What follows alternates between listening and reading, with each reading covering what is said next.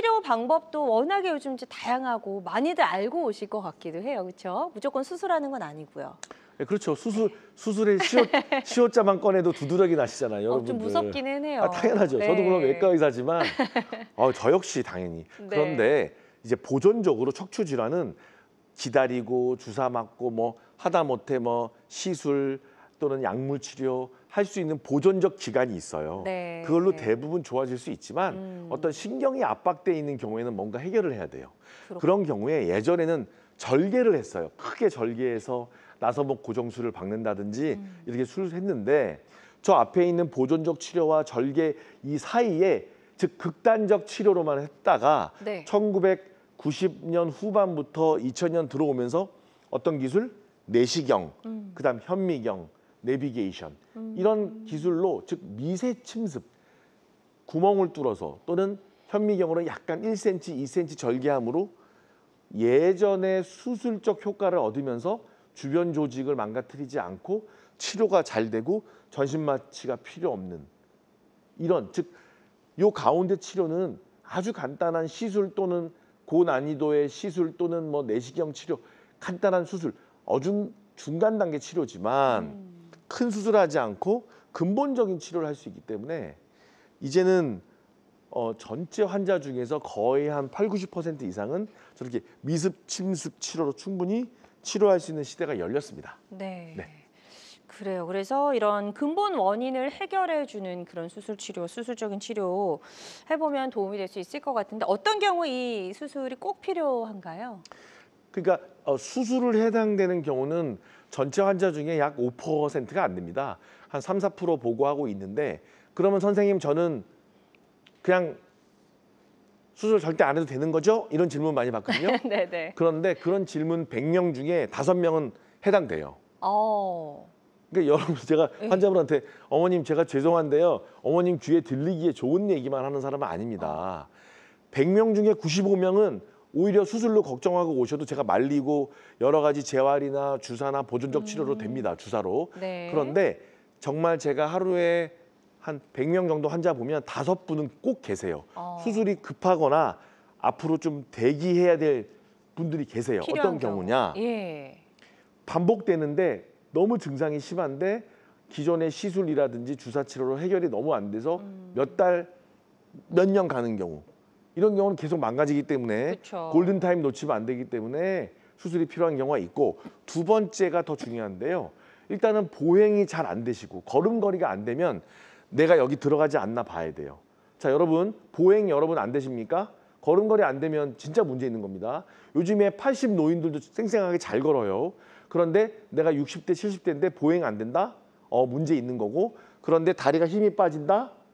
약간 마비감 느낀다? 대소변 이상하다. 그러면 여기거든요. 그럼 여러분 5등 안에 드는 거예요. 그러니까 살펴봐야 돼요. 내가 과연 정말 내시경, 현미경 또는 더 큰 수술에 해당되지 않는지 전문가를 만나셔야 된다는 얘기죠. 제가 괜히 겁을 드리는 게 아니고 대개는 괜찮지만 확률적으로 이렇게 2번 같은 증상이 있다면 꼭 만나셔야 되고요. 전문가를.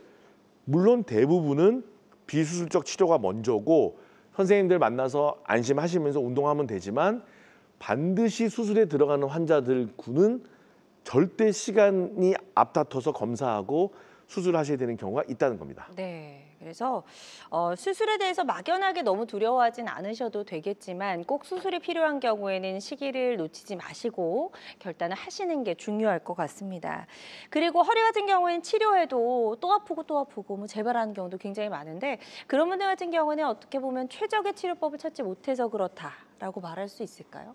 그렇죠. 네. 첫 단추를 좀 잘못 끼면 안 되듯이 네. 첫 단추를 끼면 다 안 되는데 왜냐하면 제가 이제 안타까운 게 어제도 그런 좀 젊은 사람 제가 진료 오늘도 하고 왔고 어제도 네. 매일 하지 않습니까? 아니 그 젊은 학생인데 네. 이제 시험 공부 준비하는데 주사 맞고 치료는 많이 했어요. 그러니까 검사는 거의 안 하고 치료를 많이 했어요. 근데 거꾸로 가야죠. 검사를 더 많이 해요. 몇 달 동안 검사는 그냥 엑스레이만 찍고 거의 안 하고 치료 주사만 이만큼 했어요. 비용도 시간도. 그러면 제가 답답해서 그 보호자한테도 그러면 안 된다. 이거 거꾸로 가야 된다.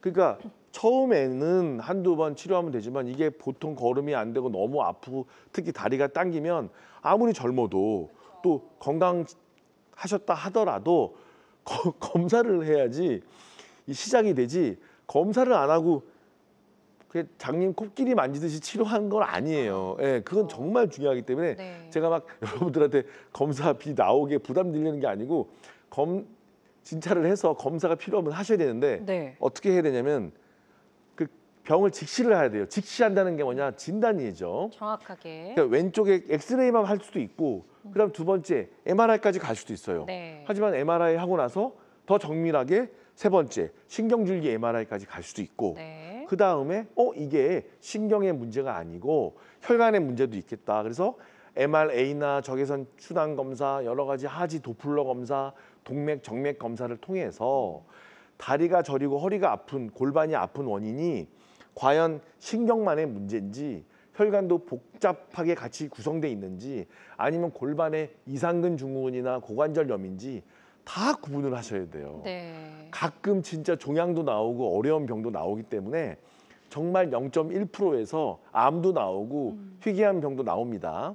그러니까 일단은 내가 중병이 아닌지 먼저 감별하는 것도 중요하고 나의 신경 막힌 정도가 어느 정도인지 이게 급한지 안 급한지를 봐야 돼요. 그래서 잠깐 허리 아프다고 전부 이런 검사를 다 하라 그런 뜻은 아니지만 네. 적어도 6 내지 8주 즉 한두 달 정도 다리 저림이 지속된다면 MRI 신경줄기 정도는 또 도플러나 적외선 체열 검사 정도는 당연히 해보셔야 될 것 같습니다. 네, 좋습니다. 그래서 정확하게 검사를 통해서 정확한 진단만이 또 예후가 좋을 수 있는 치료 효과를 낳을 수 있기 때문에 정확하게 검사하는 거는 반드시 좀 기본 중에 기본이다라고 이해를 해두시면 좋을 것 같고요.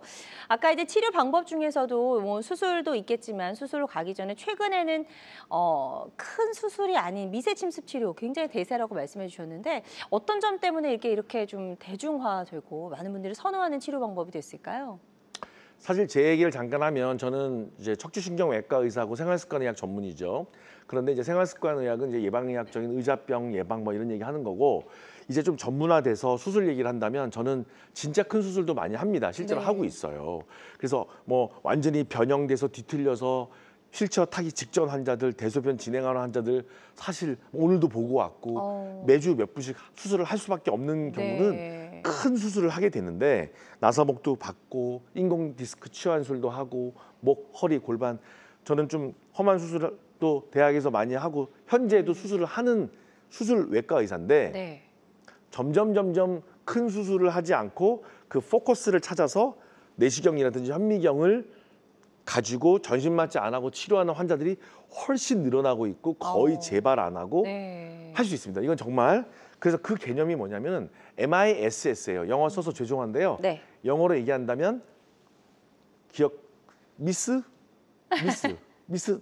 리 할 때 미스 미니멀 인베이시브 스파인 서저리 미스 즉 미세 침습 척추 치료 MISS 이 개념인데 이 개념이 전신 마취를 일단 안 한다는 거예요. 그러니까 부위 마취를 하는데 하나도 안 아파요. 겁은 나겠죠. 깨어 있으니까. 하지만 엎드려서 또는 옆으로 이렇게 하면서 수술을 할 때도 저희랑 대화하면서 할 수 있어요. 그러니까 좀 네. 안심할 수가 있고 그렇겠네요. 오래 걸리지도 않고 흉터가 최소한 되니까 뭐 수혈이라든지 피 또는 조직 손상, 피날 염려, 뭐 수혈 염려, 전신 마취 위험성 거의 없다는 거죠. 네. 그래서 이런 특징을 가지고 있으면서 기존의 어떤 신경이 많이 막힌 걸 완전히 열어줄 수 있기 때문에 증상 개선이 아주 좋은 거죠. 네. 그러다 보니까 이제 80, 90 노인들도 전신 마취 안 하고 정말 뭐 요즘에는 많은 선생님들한테 학회에서 보고되는 거는 연령층이 높아도 충분히 가능하다는 거고요. 당연히 보통 한 2박 3일 정도면 되기 때문에 퇴원이 또 다음 날 걷거든요. 그래서 이런 빠른 회복. 그다음에 이제 제일 중요한 개념 중에 하나가 내시경을 보면서 현미경을 보면서 하니까 직접 병변을 그 실시간으로 치료를 하면서 보고한다는 거죠. 내가 보고 그거를 신경이 풀린 걸 확인하고 신경 압박, 신경 상태, 부어 있는 정도 이런 것들을 파악하기 때문에 진단과 치료가 동시에 그러니까 정확하게 되는 거죠. 그래서 네. 아주 성공률이 많이 좋아졌고 예전에 비해서 수술 합병증이 적기 때문에 제가 앞서 큰 수술하는 의사기도 하지만 주로 저는 MISS 즉 미세 침습 치료로 많은 치료를 하는 거고 어쩔 수 없이 크게 수술하는 경우의 환자들은 정말 어쩔 수 없습니다. 그래서 뭐 100명 중에 1명 될까요? 대개는 요즘에는 미세 침습 치료로 치료가 된다라고 네. 안심하시기를 바랍니다. 네, 좋습니다. 미세 침습 척추 치료가 가지고 있는 여러 가지 특징들 짚어주셨고요. 다양한 척추 질환 치료법 중에 하나라는 점 말씀을 드립니다. 그리고 모든 치료는 정확한 진단과 진단 후에 환자의 증상과 상태에 맞춰서 정확하게 진행을 해야 된다는 점 다시 한번 꼭 유념을 해주셨으면 좋겠습니다. 네, 여러분은 지금 우리 가족 건강 지킴이 굿닥터와 함께하는 건강 매거진 시청하고 계십니다.